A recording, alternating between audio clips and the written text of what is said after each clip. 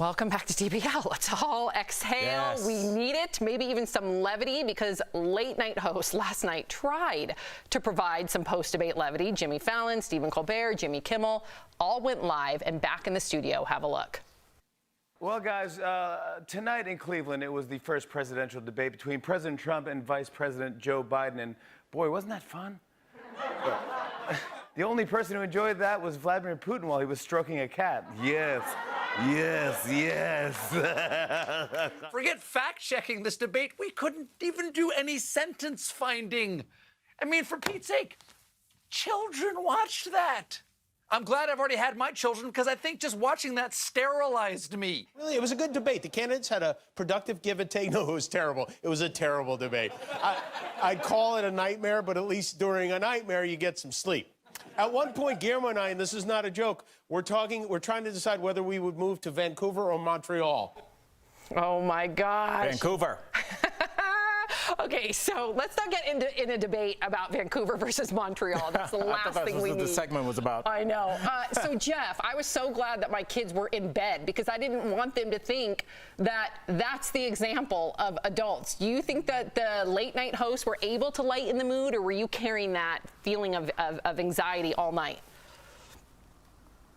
No, I mean, listen, there's only so much you could do, right? And the ultimate thing you can do is vote. That's all. You do have to have some levity in your life, no matter how dire things look. So I think they did their job in late night to try to put some levity towards this, even though it's a very, very serious situation.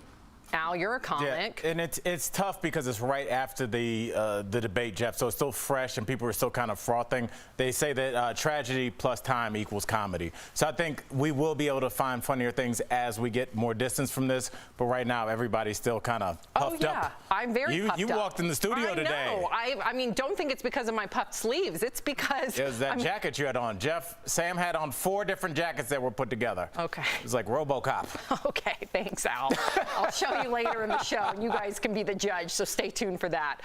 So we do have some very sad news from the music world. Legendary country singer, songwriter, actor Mac Davis passed away yesterday following heart surgery. He was 78. Mac was the songwriter behind the Elvis Presley hits A Little Less Conversation and In the Ghetto. He also recorded his own songs and, of course, hosted a variety TV show in the 70s. And we are also saying goodbye to Helen Reddy, who died also at the age of 78. The Australian singer is best known for her global hit, I Am Woman. The song also became the unofficial anthem of the women's rights movement in the 70s. Both music legends will be missed. And 78 to me seems young, you know? And I know most people will say they lived great lives, they're going to leave their legacy behind, and may that legacy continue to inspire people. But that seems young to me today. It's young, but Jeff, you know this, man. You're shooting a daytime talk show and you just shot a movie and came back and kept doing it. There's something about this profession that pushes you and it exhausts you. I lost the last part there, man. Sorry. Oh, no worries. I appreciate... Yeah, go ahead. He was complimenting you in so many words. Yeah. Thank you. You're a hustler. Okay, so as we go to break, we leave you with Helen Reddy's hit, I Am Woman. We'll be right back.